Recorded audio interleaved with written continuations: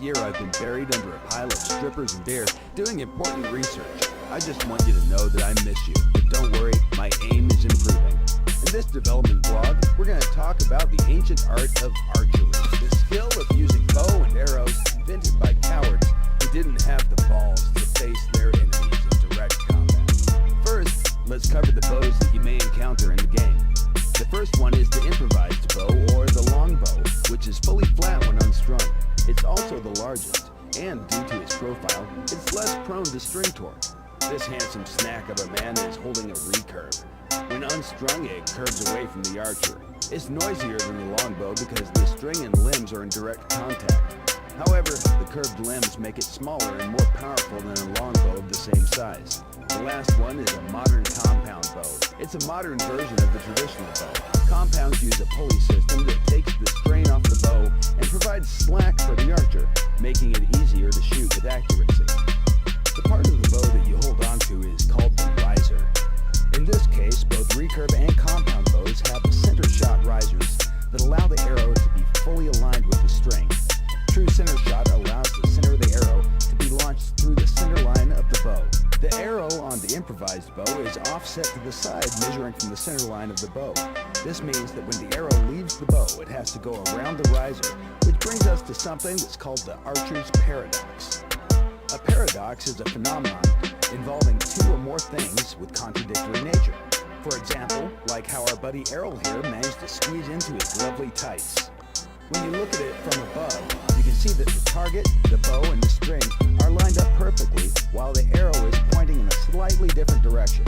Nevertheless, after the release, the arrow eventually hits the target. So how is that possible? The secret lies in the flexibility of the arrow. After release, the arrow gets pushed by the string towards the bow, and it starts to bend. When bending, the arrow builds up strain energy until it eventually snaps into the opposite direction and leaves the bow.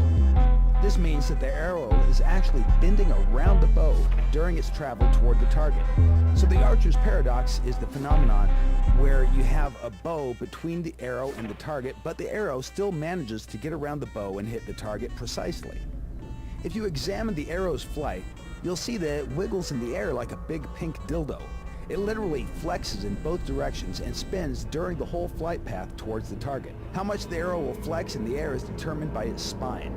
The spine is a factor that determines the stiffness of the arrow. By looking at everything from above, you can notice two distinct curves. When these two curves cross, they create nodes, node A and node B.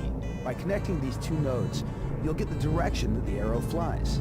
And that's most unfortunate for the adorable little Bugsy here, who didn't listen to his mom and regularly skipped class to steal Easter eggs, thinking that he'd be safe simply because the arrow isn't pointing at him directly.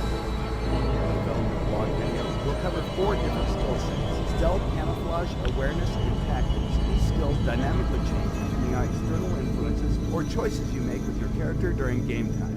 Before we start with the scat video, we'd like to say something about the unfair advantage of third-person perspective over first-person perspective. In the current video, we've recreated the worst-case scenario that players can experience in all third-person shooting games today. Not only that TPP is unfair over FPS, it's unfair in general since players on elevated positions have a huge advantage over other players. So far, there's no game that has provided a solution for this problem. Some games do offer split servers depending on the field, but in our opinion,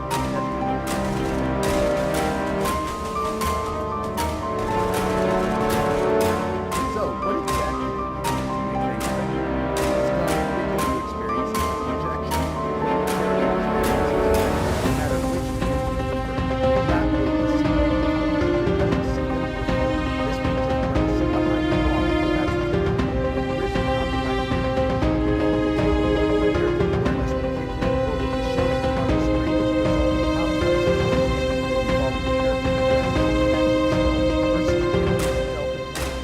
of red outlines representing that tactics skill have been activated also. Notice that it works for both the first person and third person. Tactics